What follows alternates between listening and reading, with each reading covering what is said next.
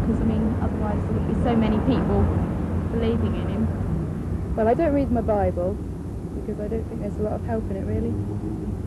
And I don't go to church unless I feel sad, in which case I do. God's with us everywhere. When I look at the sky, look at that sky going on to infinity. Something far beyond me or any human being. Yes. A lot of gas, I think, is up there at the moment. Apart from the gas, I think there It says in the Bible that he knows all the stars by name. That speaks to me of God's great power and his great glory. And when I look at the small, intricate things of nature, it speaks to me of how God has taken care of even the smallest manifestations of creation.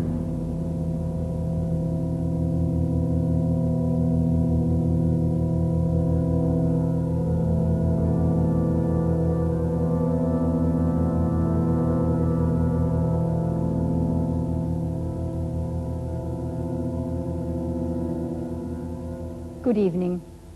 Well, are we small manifestations of God's creation, as the man on the film said, or purely products of chance, who for their own comfort have invented the idea of God? To put it another way, did God create man or man create God? It's a choice everybody's got to make. This book, The Probability of God, that's just been published, makes the incredibly important assertion that modern science is beginning to reveal the existence of a creator God. Its author, Hugh Montefiore, the Bishop of Birmingham, is with us here tonight, and next to him we have Paul Davies, who's the Professor of Theoretical Physics at the University of Newcastle, and then on my left I'm joined by Professor Sir Freddie Eyre, philosopher and logician and well known to all of us, and on my far left Professor Sir Herman Bondi, Master of Churchill College, Cambridge, a renowned scientist and President of the British Humanist Association. We have with us as well a very distinguished audience, and we shall doubtless be hearing from them later on in the programme. But is a discussion on the nature and existence of God relevant today? We've already heard some of your comments, which we recorded when we took a stroll outside St. Paul's Cathedral. To our surprise, we found most people rather interested in the idea of God. What's your God like? Someone I can talk to when I'm feeling on my own, I suppose. The way he's normally portrayed is as an individual, something in man's own image, and I don't believe that at all. I think he's got a lot of value for a lot of people, especially for lonely people and old people, probably. And for you too? He's my sort of reserve when I'm on my own. He's big, he's got a beard and long hair. Black long hair, yeah, black beard. I don't think he is like a person, but he's just a voice. I think he's great and he just helps you. And then in the night, sometimes in the dark you feel so scared, but then when you think of God, you don't feel scared anymore. He's tall with a beard and he's just a great man. So he looks a bit like you in some ways. I do believe there is something that well, not exactly makes decisions for us, but knows more than we do. Do you believe in a God? No, only actually from the point of view that I do believe that there is a point beyond which people are unable to comprehend, and when that point is arrived at, then they encapsulate the whole thing in the concept of a God. When I look around at the suffering in this world, then I don't believe there's a God. If there was a God, it wouldn't cause the suffering that there is in this world. Then again, I think of Ethiopia with the Live Aid concert, and maybe there is. To get all people together, to get money together for children, I think, yeah, there is. It's got to be. Well, was our universe created by a God or not? Hugh Montefiore's book says yes, and takes a fresh look at natural theology, which, as far as I understand it, is the argument that says that you can perceive the existence of God directly from the evidence of nature, and that, of course, includes scientific evidence. Hugh Montefiore, couldn't it be argued that you are, in fact, trespassing on other people's patch? Well, yes, you could argue anything, but I don't really see why we shouldn't reflect on what the scientists have said. I think people mix up science with the philosophy of science, that is, its meaning and interpretation. I really think anyone can have a go at that. I certainly have, and will continue to do so. I don't want to prove from the natural sciences that God exists. That I don't think can be done. But I do think we can now see that there's a high probability that this world is not a random occurrence. And that seems to me to say a very great deal. Right. Herman Bondi, what do you actually feel about that? Because do you feel in any sense it's a misuse of science? No, I wouldn't call it a misuse, and I was very much impressed by the book for its erudition and for its honesty. But I do think that the argument of this very good book leaves me stone cold.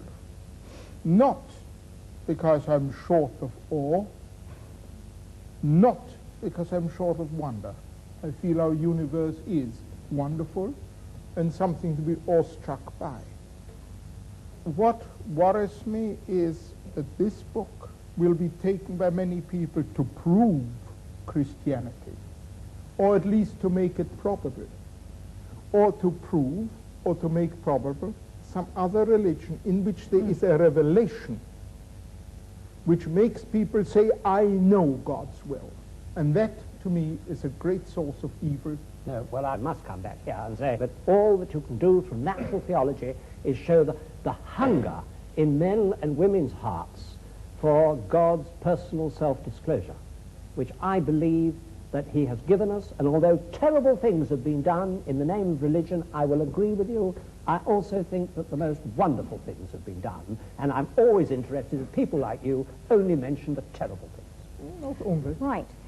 Earlier on, Paul Davis, I described you as Hugh Montefiore's scientific champion, and presumably you've got a considerable amount of sympathy with Hugh. Would you like to explain that a bit further? Yes, perhaps I could summarize my own position before I begin. Absolutely. As being perhaps best described as an awestruck agnostic, which is to say that through my scientific investigations, I have become more and more impressed with the incredibly, stupendously intricate nature of the cosmos as we come to understand the universe in greater and greater detail. So it seems more and more remarkable that things have been arranged such that, in its broadest sense, the universe is self-aware. That is, that it permits the existence of intelligent observers such as ourselves.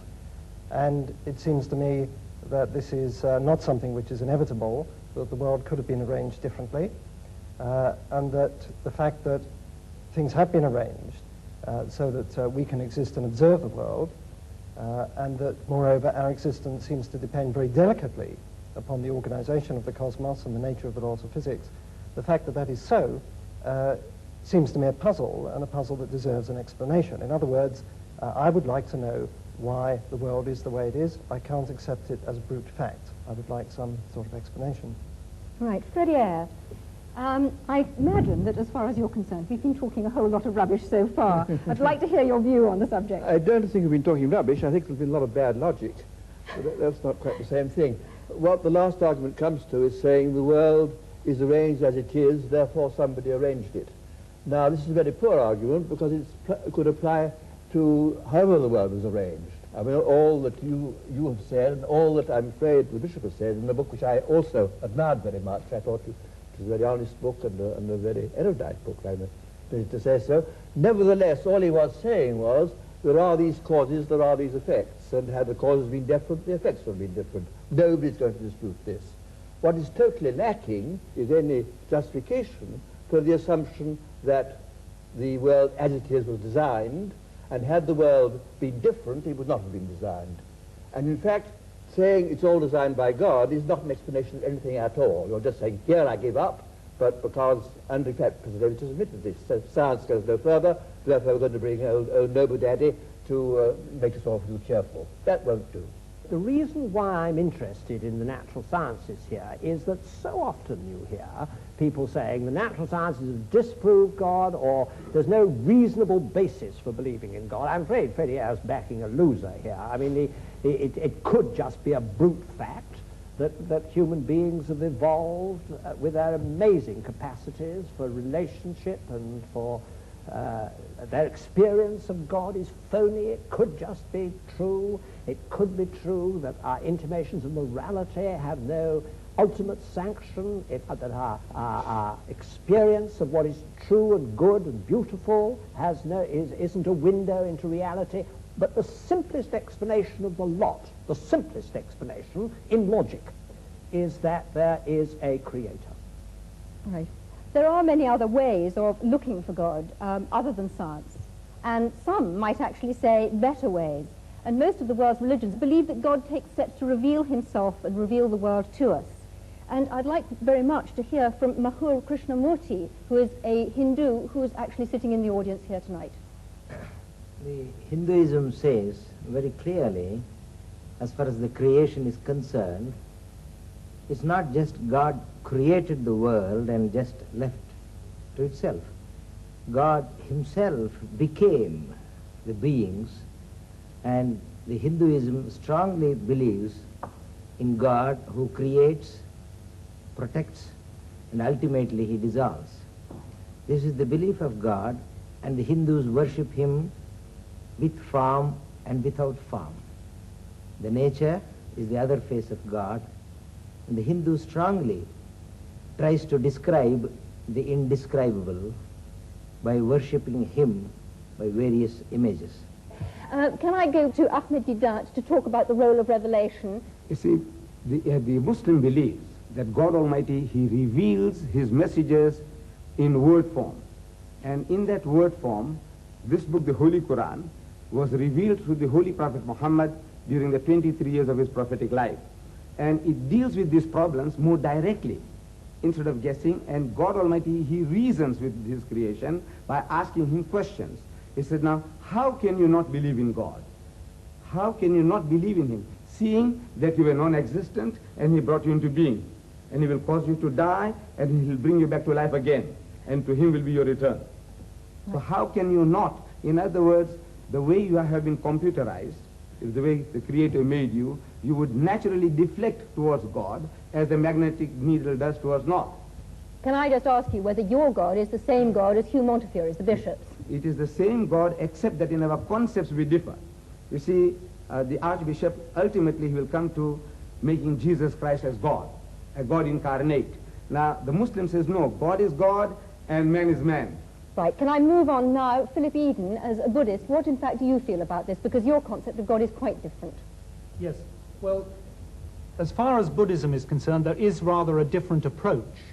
We feel that there is a fundamental reality or truth or ground of being, which of course is in everything and behind everything. I think that many of the followers of theistic religions tend to believe that God is out there somewhere in the cosmos, and that it's necessary for human beings to try and somehow establish a relationship with him. As far as the Buddhist is concerned, that reality is everywhere and in everything, so that the task of the individual is to understand that reality in himself, and that is the methods that are developed in Buddhism to help somebody to come to that realization. We feel that the problem with a creator is that inevitably one must then ask the question, who created the creator? And that, of course, is endless. You can go on and on doing that. So somewhere you have to start with the first cause, and surely the first cause is the universe itself. Man is one way in which the universe experiences itself. But your God is obviously very different then from Hugh Montefiore's God. There's a point that Herman Bondi raised about, you know, the fact that many terrible things have been done in the name of religion, and I think it's perhaps important to point out that probably the reason for this is that people for a long time, I think particularly in the West, have had this concept, you know, I'm here and the truth is over there somewhere, and there is a narrow path that leads to that truth. If you have that concept, which I sort of think of as a fan-like concept, then inevitably, if you believe that you have found the right path, all the other paths are wrong. And your task is to force everyone onto that narrow path. Surely it would be so much better if we had this concept of the truth being, as it were, at the center of a circle. We are somewhere on that circumference, and there are many different paths that lead into that truth. And the thing for us to realize, I think, is that the particular path that we choose is very much a personal thing. And it depends on many different factors. It probably depends on the person that we have met that may have explained that path to us, and various experiences we've had. If only we realize, all right, This path for me is the right one at this particular time, but that does not invalidate the other paths. But are you saying, therefore, that there's only one truth, that we only have one truth that we can actually listen to and experience? There can only be one truth with a capital T, one reality. And I think the point is that all the great religions have been trying inadequately in their own way to point man towards that truth.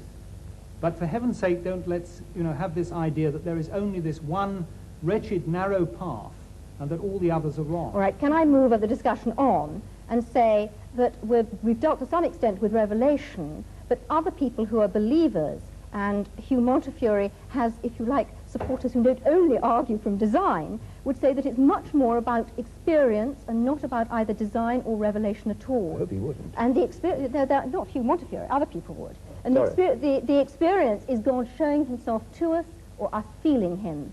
And Eric Delve, you're an evangelist in the Church of England. Would you argue with that?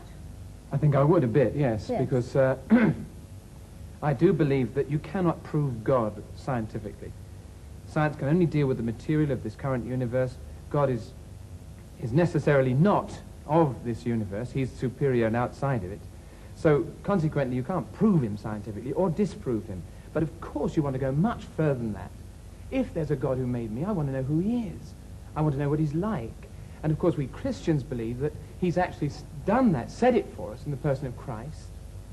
And we also believe that he's alive today and we can know him. So that's what we're here to say. And that anybody can actually say, go beyond just the evidence, whether it's for or against, and say, God, if you're really there, I want to know you because I'm prepared to know the truth, whatever it costs me. Right, Hugh Montefiore. I do actually think that religious experience is a very important pointer. And in my book, I say it's the convergence of, as I see it, science showing us we're not just random products, probably not just random products, and conscience, and experience. I mean, why is it that between 30 and 60% of people, even in this secular country, lay claim to some form of religious experience? Pretty out. And one point I'm continually making is that the postulation of God explains nothing whatsoever, because it is consistent with anything that happens. And of course it's consistent with people having religious experience, I mean, or not having it, or because it's consistent with people who say consciousness is implanted. I mean, equally well you can say that sadism is implanted. I mean, whatever is, but you've got to explain in some way that it would have been otherwise if there had not been a creator. And this is what is totally missing, any kind of rational argument. Right. I actually wanted to bring up just something of the evidence that is within human experience of just the sheer business of significance. When I say to my wife, I love you, I mean something. I do not mean I, an accidental conglomeration of molecules from some antediluvian swamp, happen to feel a totally accidental attraction towards you, another totally accidental conglomeration, etc.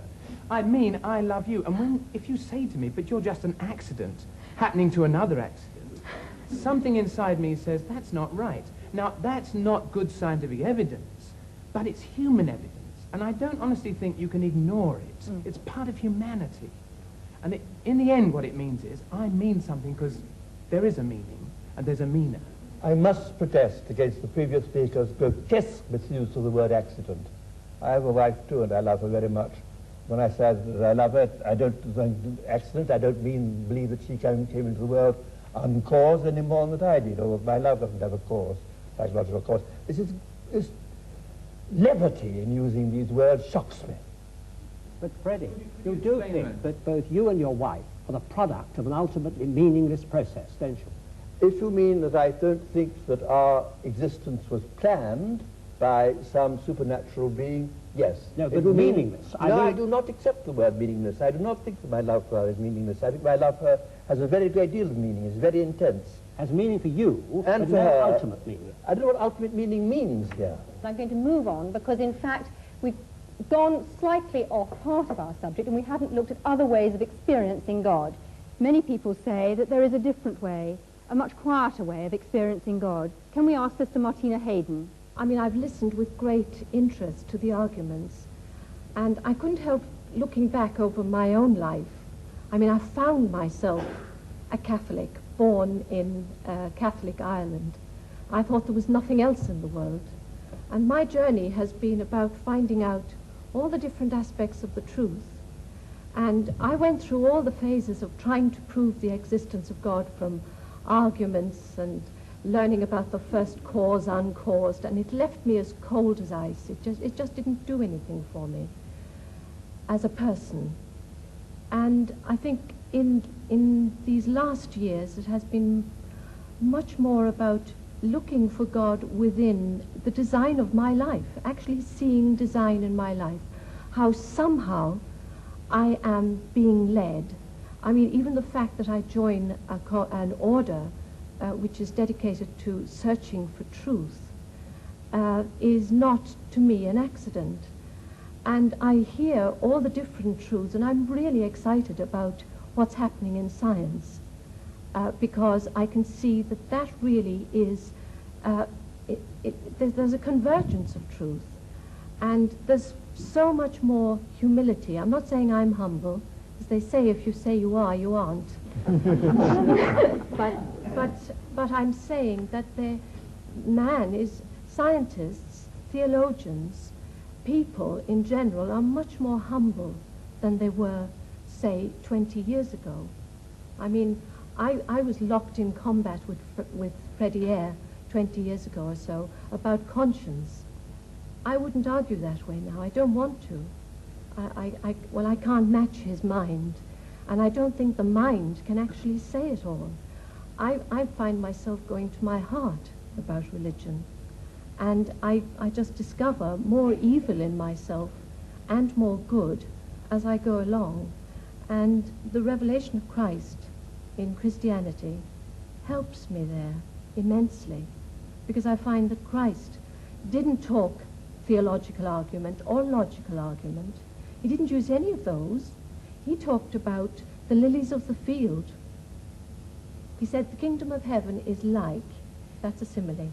So for me, God is revealing himself in me, in everybody. You know, I felt really close to the Buddhist gentleman who was speaking over there. I really felt I can relate to that too.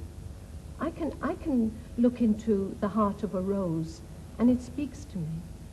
I can also look into the Bible and it speaks to me. Professor Eyre, are you going to say that that's not a valid experience and that that's not a valid argument? I think it's not an argument at all. It is a very moving and personal position, which I think is the last to want to criticize. Right. Well, this debate hasn't included one essential element, and that's looking at the alternative choice that belief in God is totally man-made. Hans Isaac, how do you view that? Well, as an atheist, of course, I can't believe that God created man. I think my Well, parents had not. something to do with it. I have a distinct feeling that we're taking too provincial a view of the terms God and religion. We think of it in terms of dear old Pink Church of England. But of course that is only one very small aspect of religion. Both Torquemada and St. Francis of Assisi were religious and had an image of God, but they were very different images of God, one from the other. The Ayatollah Khomeini and Bishop Montefiore, I'm sure, have quite different gods in mind when they think about religion. Even the Jehovah of the Old Testament is very different to the kind of God that the bishop is talking about. So I think it's very important to realize that if man creates God in his image, as I'm sure he does, he has many different needs and consequently creates many different types of God. Can you define that a bit more closely? What are you actually saying? I mean, I can see Hugh Montefiore blenching, but can you actually simplify that a little for our audience? Well, if your personality is warlike, wants to proselytize, is aggressive and so on, then you go for the kind of God that the Quran portrays, which wants to proselytize the world and is warlike and so on. If you are peace-loving, you want to have an assurance of a future life and so on, and happiness, then perhaps you adopt the kind of God portrayed by the Ahmed Church of Deedat, England. would you agree with that? I don't, ma'am. You see, I don't think that our brother has read the Quran. The way it is. You see, there are 99 attributes of God, and out of that, this one that you are talking about is non-existent in this book. Can I ask you a question? Are you saying then that the Muslim God is actually a peace-loving God who wants peace in the world? Yes. Yes. And he tells us that if somebody wars against you, you have a right to fight back, unlike turning the other cheek. What about the concept of the holy war, the jihad? Yes, that is a struggle for righteousness. For example, Britain, when she was under attack by Hitler, what you did was jihad. And we take our hat to you, to Winston Churchill, for, putting the spirit into your people. Now that is what is a defensive war. And you had to retaliate. Because if you didn't, if you just sat back, keeping Hitler at bay, it wouldn't have served the purpose. You have to attack. And in the state of nature, everyone has a right to do that. So Islam allows us to defend ourselves and to extend our hostilities to a reasonable amount of satisfaction and retaliation. All right, can I come back to Hans Eysenck, and perhaps you'd like to develop it a little further, because we've actually heard an exchange between the two of you, but would you like to come out on a little bit further about perhaps other religions and not only about Islam? Well, it's not so much a particular religion, because within each religion you have all sorts of different gods. As I was trying to say, that of Torquemada and that of Francis of Assisi are all Christian gods. They're entirely different. So man creates God in his own image, even within a given religion, and certainly between different religions. The God he needs will be a different God according to his own personal requirements and to the kind of society in which he lives. Our society is different to that of the time of the Crusades, and consequently we need a different kind of God. Can I ask you then about the role of conscience, and where does conscience come from? Well, psychological experiments on conscience have shown pretty conclusively that you can manipulate it and create it through a process of social learning, Pavlovian conditioning, and so on.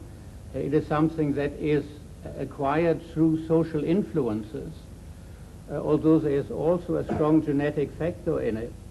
In other words, altruism, the tendency to do good to others, is certainly, to some extent at least, genetically controlled, in the sense that if you look at identical and fraternal twins, there's a much higher correlation within the identical than within the fraternal groups. And the same is true of religion. I think that's a very important point, Professor that religious beliefs are in fact genetically controlled.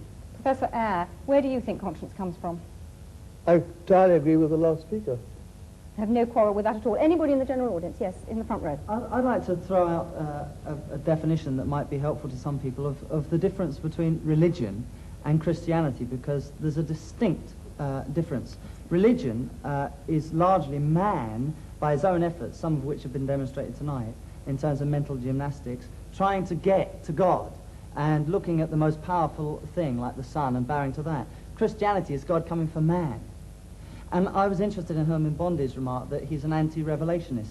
If there's a God at all, there's no way we can know anything about him by guesswork, only that he should reveal himself to us, which he did in the person of Jesus Christ and became human Okay, but where evidence. does conscience come from? Conscience is given to us by God, and we are in the process of numbing it and pushing it down to suit our own purposes and interests, which is called selfishness. Other people in the audience, where does where does the conscience, where's the idea of conscience come from? Yes. I would say the conscience comes from the human soul. It's the human soul speaking out and crying out for release. Okay, it's not just fear. Do you not think that it's an animal fear, a fear of being found out? Yes, Daniel Rubinstein. I tend to think it's a sort of fear of alienation, really, being cut off from the rest of the community. And I think perhaps that, for instance, that Live Aid event demonstrated a huge sense of community. Everybody wanting to join yes, in. Herman Bondi, would you share that? Well, I certainly feel that we are basically herd animals, and that all herd animals must have feelings like conscience. Hugh Munster, what do you feel? Well, I don't think conscience is to be equated with either wish fulfillment or going with the herd, because my conscience often forces me to stand out from the herd. I think it is the God-given means by which I have to act responsibly.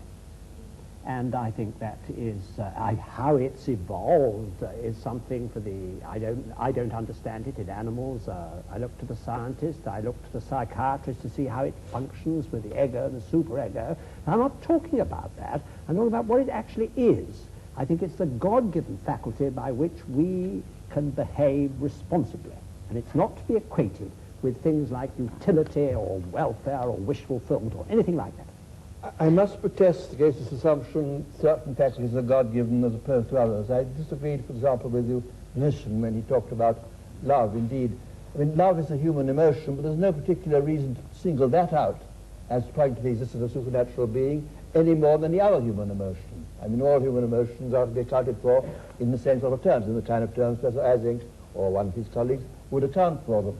And just to single out love is quite arbitrary. I mean, the assumption is that we are naturally egotistic, predatory, and so on, and that only because of some supernatural agency do we behave decently to one another. This is absolutely contrary to the facts. We have, in fact, as even David Hume pointed out, a principle of sympathy, innate principle of sympathy, as well as an innate principle of egoism. And one no more needs a divine explanation than another. William Houghton. Look, let's get this straight. There is no reason on earth why we shouldn't go around acting like perfect pigs to all and sundry. There is no big Monty Python foot poised to come and squash us if we act badly. Yet, a lot of us do act well towards our fellow man. But why should we not? That was just the point that I was making. Because I was just protesting against your assumption that it's somehow natural for us to want to be decent to one another and unnatural to be decent to one another. What possible ground have you for that assumption? In this world today, my experience is that it strikes me that more people are being unreasonable to each other than are being reasonable. Well, in that case, you should be Manichaean and believe in the devil. If you're taking your deity as accounting for human attitudes, that's the way you should go. Well, totally illogical. Professor Eyre, all other species are selfish, basically, aren't they? No. No. By no means. By no means. Go ahead. Herman Bondi. But I wasn't saying that our being herd animals means that everybody has to move with the herd. What I do mean to say that we are not solitary beings. We've got to have the faculty, as other animals live together, to get on in some fashion with each other. Tina Mehta. You just mentioned the devil with great aplomb. But the devil's best trick is to make man believe he does not exist. And I think that's what the problem is, that, we are in a state of chaos suddenly instead of harmony. And it is the state of harmony that we are trying to create in this world, and not distort the minds of children by showing them violence and explaining that violence is necessary to bring about harmony. Mahima Krishnamurti. I agree. Hinduism clearly says, what is God? Answer to our dear friend's question. God is truth, God is love, and God is good. Whatever name you call, it is God. Why allergy to the name God? Love, beauty is God. So you don't actually feel that he's supernatural, so that God is supernatural. Hugh Montefiore, what do you feel about that? Well, I do think that God discloses himself in the smallest particle of matter, and in our human relationships, and in love is to me a window into God. But I do think that he has supernaturally disclosed himself to us. That's why I'm a Christian, because I believe that he has been incarnate, as you said. That's what Christians believed. I believe God was incarnate and suffered the worst that people could do to him. And this is, to me, the only way I can see my way through the problem of evil. Can I just remind people, and perhaps Hugh Montefiore in particular, of Einstein's concept of God, which was, yes, God who made the universe in wonderful ways, but had not the slightest interest in us human beings, and was a totally impersonal thing that couldn't possibly care for our prayers. I want to talk to a psychologist next, Leslie Francis. I would like to go back to the question you keep asking. Did God create man, or did man create God? And I see that as a deceptively simple kind of language used. They're two completely different order questions. It is for the theologian in me to come to the question, did God create man? But the psychologist in me would want to answer your question in a different way. Did man create the image of God? He cannot go beyond looking at image. And I suspect what we've heard in the discussion tonight is a whole lot about the variability in the image that is used, but we haven't been able to get on to the ontology beyond that image. I'm sorry, everybody, but we've run out of time. The choice that is open to us is whether God made man or man made God. It's now over to you. All that remains for me to do is to thank the audience for their contributions and, of course, the panel. I'm sorry we didn't have time to say any more, and from me, good night.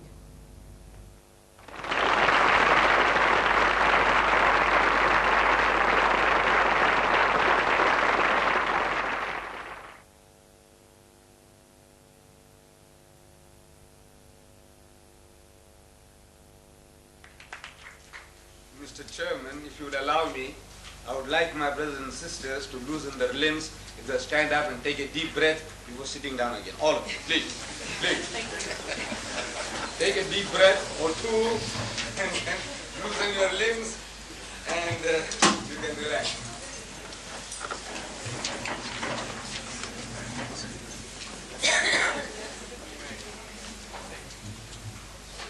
The previous two lectures, Chairman, ladies and gentlemen, the previous two speakers, have been dealing with this theme of the East and the West getting together, meeting. The East meets the West. It's a kind of a symposium we have been having. And in that symposium, the subject of law seems to be very technical and very dry. And to build bridges between the East and the West, I said, now, most probably in the minds of the organizers, they have taken me as a man from the East. And they are right in that I have really come from the East. I am a man who was born in India some 60 years ago. So I am really a man of the East. But since the theme that has been selected for me is religious, about Islam, now I take exception to Islam being described as a religion of the East. If we take Islam to be an Eastern religion, then Judaism and Christianity are equally Eastern.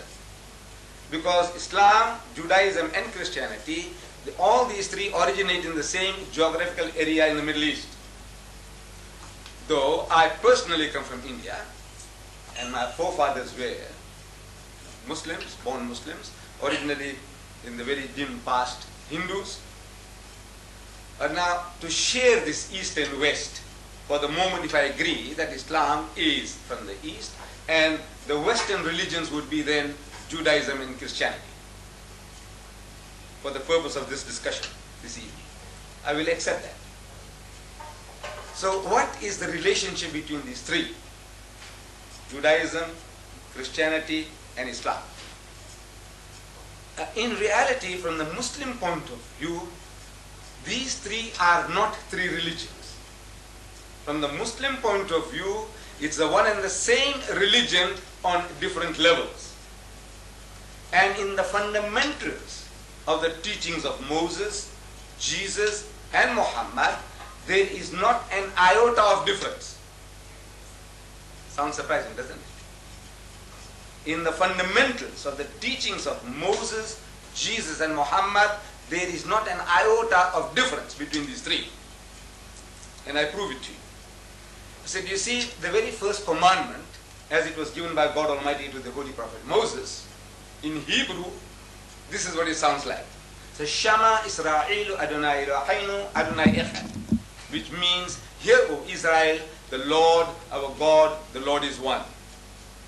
Some 1,300 years after Moses, a learned man of the Jews, described as a scribe, he poses the question to Jesus in the Gospel of St. Mark, chapter 12, verse 29. He said, Master, in the Hebrew language, Rabbi, what commandment is the first of all? And Jesus answers and says unto him in the Hebrew language, Shama Israelu Adonai Eloheinu Adonai Echad. Hear, O Israel, the Lord, our God, the Lord is one. He repeated word for word what was given by Moses some 1,300 years before. Not an iota of difference in the fundamental as given by Moses and Jesus. Coming to Muhammad, some 600 years later, after Jesus Christ, a Christian deputation approaches Muhammad in Medina, and they have a discussion, a dialogue for 3 days and 3 nights. During the course of this dialogue, the spokesman for the Christian poses the question. He said, "Oh Muhammad, all right, tell us now, what is your concept of God?" And Muhammad, as the Muslims believe, was made to say, on the authority of God, in the Arabic language, he said, "Qul huwallahu ahad." Say, He is God, the one and only. Muhammad said, "Ahad." Jesus said, "Echad." Moses said, "Echad." I'm asking, what is the difference? Actually, it is the same word meaning the same thing. The difference between ahad and echad in Arabic, it was a blackboard here, I would have written it for you. If I wrote ahad, and to make it into echad, I just have to put a dot on the ha. It becomes ha.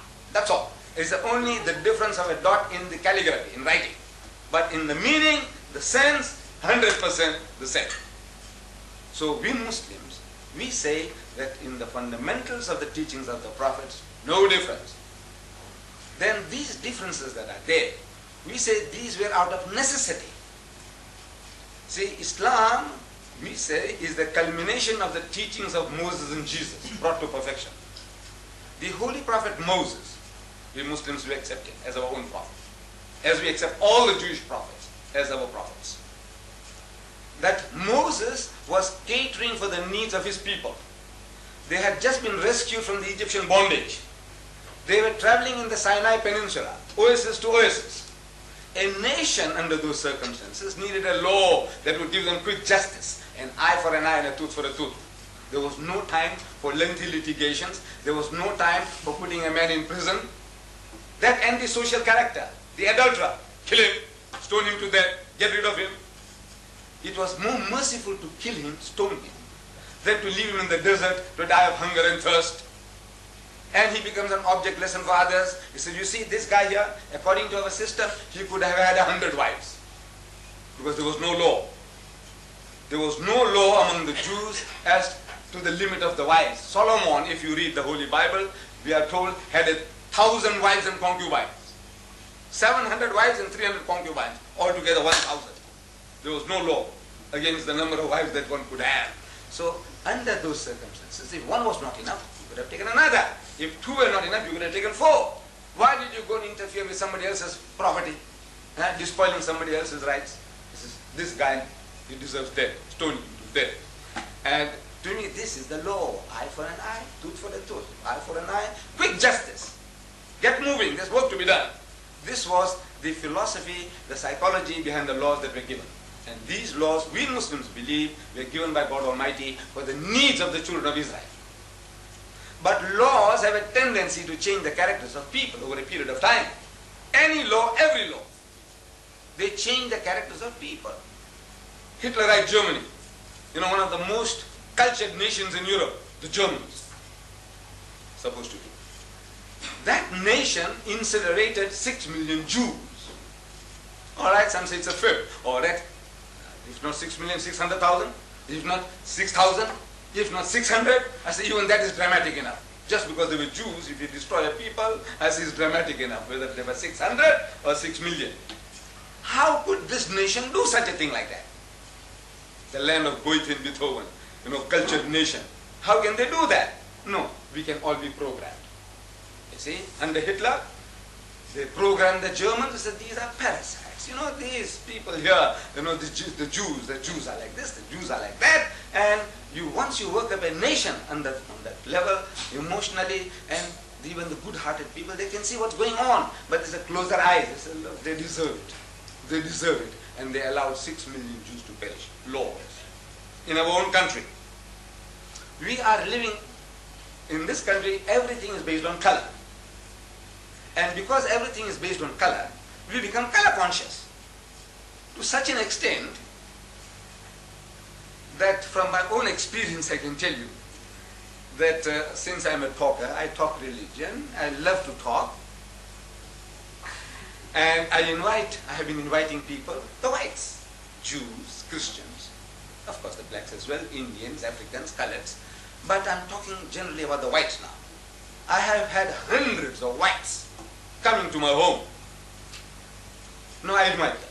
They enjoy my dinner, they enjoy my food, my curry and rice, my spices. They enjoy it, and they enjoy my talk. Because everything that I'm speaking is from an angle which the man hasn't seen before. So he enjoys my talk and he enjoys my food. But no white man has ever invited me to his home for a cup of tea, yet. And I asked them, they meet me subsequently in the street. Mr. and Mrs. Daniels, Licol Products, I don't know if they still exist in Mobile, Licol Products. He was at my home. Mr. and Mrs. Beer Brothers, the furniture people, they were at my home. Mr. and Mrs. Deedat, Jews, they were at my home, I don't know. But I said, nobody ever invites me to his house for a cup of tea. When I meet them in the street, they meet me and say, now how's the missus? I said, she's very good, she's very well. He said, convey my regards to her, which I do. But nobody says, what about coming home for a cup of tea? So I asked them. I know it's a big joke, you see. I asked them, I says, you people, don't you know how to reciprocate? Don't you reciprocate among your own people? Of course you do. Then how is it that you don't reciprocate with me? I said, I tell you why. You see, at the back of your mind, at the back of your subconscious, you are thinking in terms of color. That if this guy comes along to my elite home in Durban North, or somewhere in Westville, with this funny headgear and this beard, looking for number 10 Downing Street of yours, and I see people are watering the garden and somebody is doing something else, and I come along and see the number, I come and knock at the door, and Mrs. Smith, she opens the door, smiling face, oh, Mr. Deedat, come in. So I go inside there, 5 minutes goes, half an hour goes, and the tongues begin to wag. He said, this woman, Mrs. Smith, doing, that coolie has gone inside so long. What's happening? Is she running a shebeen or what? I'm subconscious.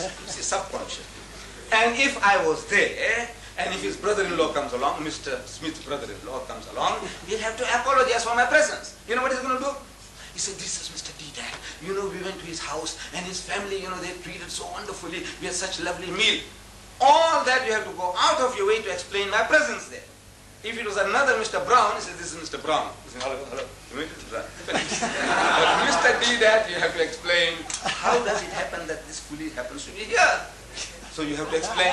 So this is at the back of the mind, subconsciously.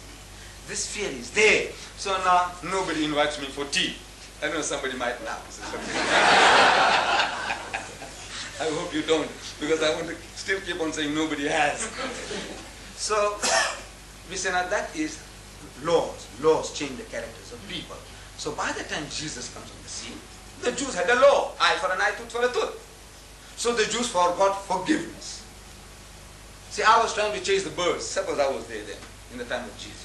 I was trying to chase the birds with the old-fashioned sling, the one that David used, with a stone. And that stone damaged your eye. So you go to the judge, he said, look, this guy here damaged my eye, damaged his. I said, look, it was an accident. My brother, I didn't mean it. I was trying to chase the birds from the field. I said, look, forgive me. He said, no, the law says an eye for an eye and a tooth for a tooth. I said, look, I'll compensate you. I'll give you a heifer. I'll give you a goat. Forgive me. He says, no, the law says an eye for an eye and a tooth for a tooth. See, he's going for the letter of the law, he's forgotten the spirit. So Jesus Christ, another spiritual physician among the Jews, he caters for their needs, for the sickness. The man has forgot forgiveness. So now he says, you must forgive and forgive. How many times, Lord? He says 70 times 7. That's in the Bible, in the New Testament. 70 times 7. Calculate 490. 490. Are you going to take them literally? You're going to start counting? You say, look, this is 10 times. Huh? Now you have done 99 times. Huh? And now you have done 200 times. What it means is indefinite.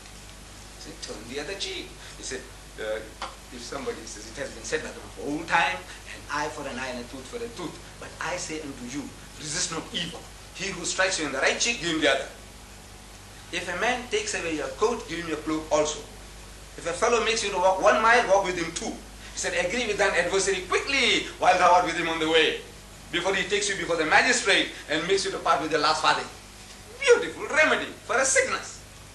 But I said, you haven't got that sickness. I was telling the British, I was there in London in July, and I was on BBC. So, somebody started, throwing stones at the Muslims, jihad, jihad war, holy war. So I was telling them on BBC One, I said, you see, this holy war that we are talking about, about is a war of defense. You've got to defend yourself, your person, your possession, your faith, everything that is valuable, you have to defend it with your life. And I says, you British, you did it.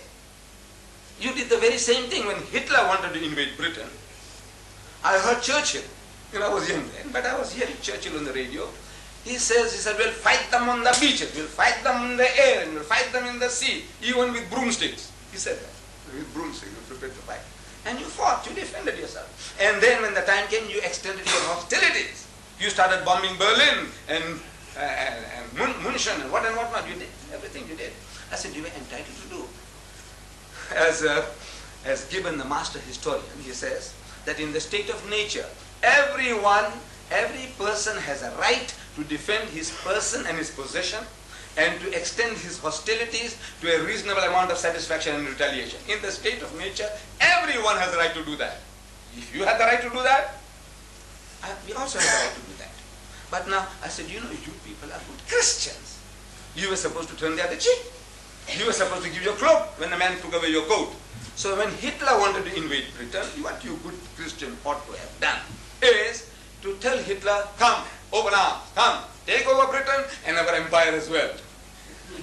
That is what you should have done, because you were supposed to turn the other cheek. You were supposed to give away your cloak. You were supposed to walk 2 miles instead of 1. So I says, no, these are all, we say, in the evolution of religion. This is how God Almighty, He caters for your needs, your sicknesses. From time to time, if the sickness changes, the remedy changes. The sickness changes, the remedy changes. So in that evolution of religion, we Muslims believe that Islam is the fulfillment of the teaching of Moses and Jesus. Actually, in real fact, we say it is one religion on different levels. However, if you have any questions, I'll be very, very happy to answer. Because I have been warned. He says, much time has passed already. We were supposed to start at 5:30. I have been here from 4:45. I thought I was the only speaker. 5:30, I'm going to get going. But now, however, I'm very, very grateful to Mrs. Toms for this privilege and to the chairman for giving me this opportunity. And if there are any questions that we can build further bridges, if there is a difference, why the difference? If there is a difference, why the difference? Why are we at war in the Middle East? Why are you people fighting? Who? The Jews and the Muslims. What are you fighting for? So I'm telling my people. I get there's a lot of visitors coming to the mosque. This mosque, incidentally Mr. Singh spoke about it, Mr. Chetty spoke about it, and incidentally also I have brought it for you. It's given to you in that booklet. This mosque, the largest mosque south of the equator, this one here. On Fridays we get 4,000, a congregation of 4,000. The Durban Corporation alone brings 3 bus loads a week through this mosque. And among the people that visit us, there's invariably people asking the question. He says, now look, what is the difference between your religion and the other religions? So I said, look, most especially with regards to Judaism and Christianity, the Jews and the Christians, we are the closest to the Jew. In our concept of the divinity, we are 100% with the Jew. The Jew says that God Almighty is absolutely unique. He has no partners, He has no sons. God is not seen at any time. No man can see God and live. And we give our hand of acceptance to the Jew that we believe as you believe. The Jew says no eating of the flesh of swine. We say we won't eat it. He says no eating of blood. We say we won't touch it. He says circumcision. We say we all circumcised. What more do you want? we believe in all the Jewish prophets as our prophets and all the heroes as our heroes. I'm not talking about the modern ones. With them we are at war. I'm talking about the prophets and heroes in the Bible. We accept them all. So we are at war. What are we fighting about? I said we are both fighting for a piece of land. My brothers, the Arabs, they say Palestine belongs to them, and my cousin, the Jews, they say Palestine belongs to them. They are both fighting for a piece of land.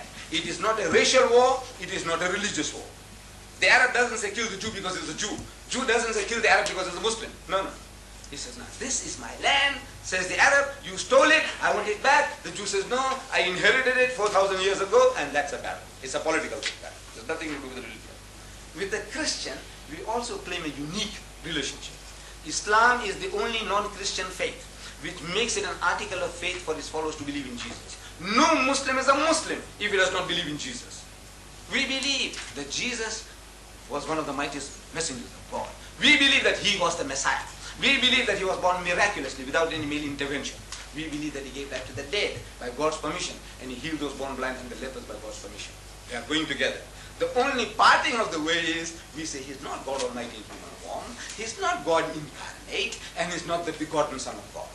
Metaphorically, we are all the children of God, and he would be nearer to being the Son of God than any one of us, because he'll be more faithful to God than any of us can ever be. From that point of view, Jesus Christ is preeminently the Son of God.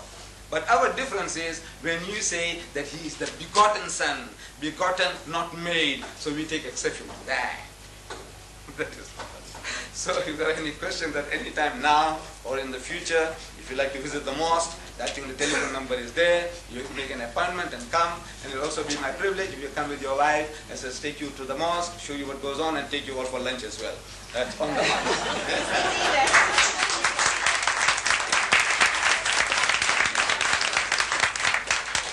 Yes? Right. My hostility is that I invited you to my house to partake of what we're going to have before I even knew you. Yes, So thank you. eat your words. No. I won't have. You see, you had a motive. What a wonderful I give it. Thank you.